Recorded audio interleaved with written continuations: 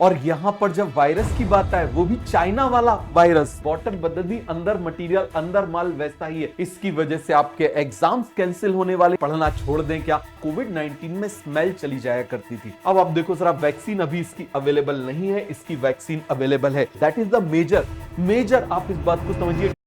Hello future doctors, दूध का जला हुआ छाछ भी फूक फूक के पीता है। और यहां पर जब वायरस की बात आए, वो भी चाइना वाला वायरस। कौन सा वायरस? चाइना वाला वायरस, जिसके पिछले वाले वायरस ने इतनी तबाही मचाई थी। जैसे अभी आप देखो, पुष्पा 1 ने इतनी तबाही मचाई थी, तो पुष्पा 2 से आप मुझे बताइए, काफी लोग डर भी गए थे। तो इसी तरीके से पहला वायरस जो कोविड-19 जिसने इतनी तबाही मचाई थी, कहीं ये चाइना वाला दूसरा वायरस उतनी ही तबाही ना मचा दे। तो ये थोड़ा सा डर आपके दिमाग में आ रहा होगा कि नहीं आ रहा होगा। क्या इसका असर नीट के ऊपर पड़ेगा? ठीक है, क्या नीट पोस्टपोन्ड होगा? बोर्ड एग्जाम के ऊपर फर्क पड़ेगा? क्या इसका असर आपके किसी भी एग्जाम के ऊपर, आपकी हेल्थ के ऊपर, आपकी नॉर्मल स्टडी, जैसे कोविड-19 में आपके एग्जाम पोस्टपोन्ड हुए थे क्या? और कई सारे बच्चे ऐसे होंगे कि कहीं सर ग्रेस मार्क मिलके पास तो नहीं हो जाएंगे इस बार फिर से? तो ये भी बता दो कि हम पढ़ना छोड़ दें क्या, कि यदि ऐसा होने वाला है? कई लोगों के ये भी क्वेश्चन है। ठीक है, अब इसका हमारी लाइफ पर, हमारी हेल्थ पर क्या असर पड़ेगा? क्या ये कितना थ्रेटनिंग है, कितना ये इसकी मोर्टेलिटी रेट, मृत्यु दर क्या है? तो इन सभी के बारे में आज हम समझेंगे। अब देखिए जरा, ह्यूमन ये है क्या? पहले तो आप इसका फुल फॉर्म समझ लीजिए। HMPV आपने नाम सुना होगा, ह्यूमन मेटा न्यूमो वायरस। ये एक फैमिली को बिलोंग करता है, रेस्पिरेटरी RNA वायरस। ये इसका टाइप है कि रेस्पिरेटरी सिस्टम को इफेक्ट करता है, और बेसिकली इसका जो जीनोम होता है वो RNA होता है। आपने RNA सुना होगा, यदि आप बायोलॉजी के स्टूडेंट हो तो DNA से पहले RNA बनता है, फिर प्रोटीन बनता है, और उसके बाद इंफेक्शन होता है। और ये फैमिली को बिलोंग करता है पैरोमिक्सी वायरिडी। क्लियर हो गया? और ये वायरस बिल्कुल सिमिलर वायरस से RSV, रेस्पिरेटरी सिंसाइटियल वायरस। क्या होता है रेस्पिरेटरी सिंसाइटियल वायरस? जो नॉर्मल कफ एंड कोल्ड होता है ना, हमको जैसे मौसम बदलता है वैसे हमको कफ एंड कोल्ड होता है ना, गले में खिचखिच हो जाती है, नाक बंद हो जाती है, ये बिल्कुल वैसा ही वायरस है, एग्जैक्टली वैसा वायरस है, बस नाम बदल दिया। आप इस बात को समझिए, बॉटल बदल दी, अंदर मटेरियल, अंदर माल वैसा ही है, और कोई ज्यादा इसमें डिफरेंस नहीं है। और ये रेस्पिरेटरी सिस्टम को अफेक्ट करता है, लोअर रेस्पिरेटरी, मतलब वही आप मुझे बताइए जरा, लंग्स, एल्वियोलाई, इसको ये अफेक्ट करेगा। आगे आ जाइए। अब इसके कॉमन सिम्टम्स क्या हैं, मैं आपको डिफरेंस भी बताऊंगा कि किसमें डिफरेंसेस है कोविड-19 में, और इसमें क्या डिफरेंस है वो भी मैं आपको डिफरेंस बताऊंगा। इसमें फीवर आएगा, कोविड-19 में भी आता था। कफ, ठीक है, सोर थ्रोट गले में होगा, उसमें भी हुआ करता था। लेकिन मेजर जो इसमें डिफरेंस है, इस चीज का याद रखना, कोविड-19 में स्मेल चली जाया करती थी, इसमें स्मेल नहीं गई है अभी तक किसी भी पेशेंट की। पहला चीज, उसमें कोविड-19 में नाक बंद नहीं होती थी, नेजल कंजेशन नहीं होता था, इसमें नेशल कंजेशन होता है। क्लियर हो गया? ये बिल्कुल कॉमन फ्लू की तरह है। ठीक है, बहुत ही सीवियर केस में निमोनिया हो जाता है बच्चों को, जैसे बहुत ओल्ड लोग हैं उनको, या फिर जिनका इम्यून सिस्टम कंप्रोमाइज है। इम्यून सिस्टम कंप्रोमाइज है मतलब उनको कोई सीवियरली डिजीज है, जैसे HIV वगैरह हो गई, तो उनके लिए दिक्कत वाली चीज है। ठीक है, अदरवाइज किसी को ऐसा घबराने की कोई भी बात नहीं है। अब देखिए जरा, ये लिखा हुआ है, mainly affect young children under 5 age, elderly individual, और पीपल विथ वीकेंड इम्यूनिटी, जिनका इम्यून सिस्टम क्या है, वीक है। क्लियर हो गया? अब ये फैलता कैसे कैसे? ड्रॉपलेट्स के थ्रू। ये कैसे फैलता है? ड्रॉपलेट्स के थ्रू। किसी ने, आप मुझे बताओ जरा, छींक दिया उससे चला गया। ठीक है, कफिंग से, स्नीजिंग से, ये देखिए जरा, स्नीजिंग से छींक दिया, खांस दिया, ठीक है, उसके बाद सरफेस मान लीजिए कहीं पर छींका हुआ है, खांसा हुआ है, और आपने उस सरफेस को टच कर लिया और इस तरीके से लगा लिया, तो उसकी वजह से भी फैल सकता है। और कांटेक्ट, डायरेक्ट कांटेक्ट से भी फैल जाता है। क्लियर है?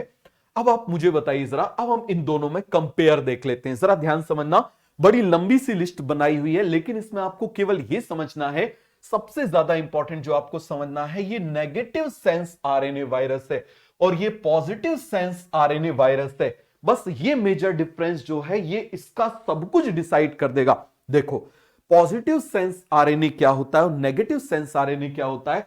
Positive sense RNA direct protein बनाता है, ये डायरेक्ट प्रोटीन बनाएगा। ये क्या करेगा, आप मुझे बताओ जरा, डायरेक्ट प्रोटीन बनाएगा। ये क्या बनाएगा? डायरेक्ट प्रोटीन बनाएगा। और जब ये डायरेक्ट प्रोटीन बनाएगा तो इंफेक्शन फास्ट होगा। इसका इंफेक्शन क्या होगा? फास्ट इंफेक्शन होगा। और फास्ट इंफेक्शन होगा तो हमारी बॉडी के डिफेंस को एक्टिवेट होने का इतना ज्यादा टाइम नहीं पाता, इसीलिए कोविड-19 इतना ज्यादा दिक्कत करता था। दूसरी तरफ ये नेगेटिव सेंस है। तो ये नेगेटिव सेंस क्या करेगा, पहले ये क्या बनाएगा, पॉजिटिव सेंस आरएनए बनाएगा। क्या बनाएगा, पॉजिटिव सेंस आरएनए बनाएगा। क्या बनाएगा, पॉजिटिव सेंस आरएनए बनाएगा और उसके बाद प्रोटीन बनाएगा और उसके बाद क्या होगा, इंफेक्शन। तो इसका इंफेक्शन क्या होगा, स्लो इंफेक्शन। इसका इंफेक्शन क्या होगा, स्लो इंफेक्शन। और जब स्लो इंफेक्शन होगा तो बॉडी को सफिशिएंट टाइम मिल जाएगा इसको कोप अप करने के लिए। तो इसीलिए इससे कोई बहुत ज्यादा सीवियर नुकसान नहीं है। इसकी वजह से आपके एग्जाम्स कैंसिल होने वाले नहीं है, इसकी वजह से कोई एग्जाम पोस्टपोन्ड होने वाला नहीं है। ये बात आप बहुत अच्छे से समझ लो। मैंने आपको इसकी जेनेटिक्स ही बता दी कि क्या डिफरेंस है पॉजिटिव सेंस और नेगेटिव सेंस में। पॉजिटिव सेंस डायरेक्ट प्रोटीन बनाएगा, डायरेक्ट इंफेक्शन कराएगा। नेगेटिव सेंस पहले पॉजिटिव सेंस को बनाएगा, फिर प्रोटीन बनाएगा, फिर इंफेक्शन कराएगा, जिसमें टाइम कंज्यूम होगा, जिसकी वजह से हमारी बॉडी को तैयार हो जाएगा। जैसे आप मुझे बताओ, एकदम से अटैक कर दो, जैसे पर्ल हार्बर पर जापान ने एकदम से अटैक कर दिया था, अमेरिका की बैंड बज गई थी। लेकिन आराम से अटैक करो तो तैयार होने के लिए टाइम मिल जाता है। तो आप इस बात को समझिए, यहां पर टाइम मिल रहा है, मेजर डिफरेंस आप इस बात को समझना। अब देखो जरा, ये कब फैलेगा, ये लेट विंटर्स में फैलेगा, मतलब अभी आप समझना ये मेनली फरवरी से मार्च तक में खत्म हो जाएगा। समझ में आ गया, फरवरी से मार्च तक में खत्म हो जाएगा, ये कभी भी हो सकता था। ठीक है, अब यंग चिल्ड्रन, ये मैंने आपको बता दिया। इसमें जो मेजर चीज है वो नेजल कंजेशन है, और इसका जो मेजर चीज था वो loss of taste and smell था। क्या था, loss of taste and smell, that is the major. आप इस बात को समझिए, डिफरेंशियल डायग्नोसिस को बोलते हैं कि कैसे दोनों डिजीजेस को अलग अलग किया जाएगा। तो आपको डिफरेंस समझ में आ गया चाहिए। बहुत सारे हैं इसमें, बहुत सारे डिफरेंसेस हैं, आपको कुछ ज्यादा पढ़ने की जरूरत नहीं, बस मैंने बना दिया कि आपका मन पड़े तो आप पढ़ लेना। इसमें भी आरटीपीसीआर टेस्ट होगा, इजीली अवेलेबल होता है, आपको मालूम है। इसमें भी आरटीपीसीआर होगा, इजीली अवेलेबल होता है।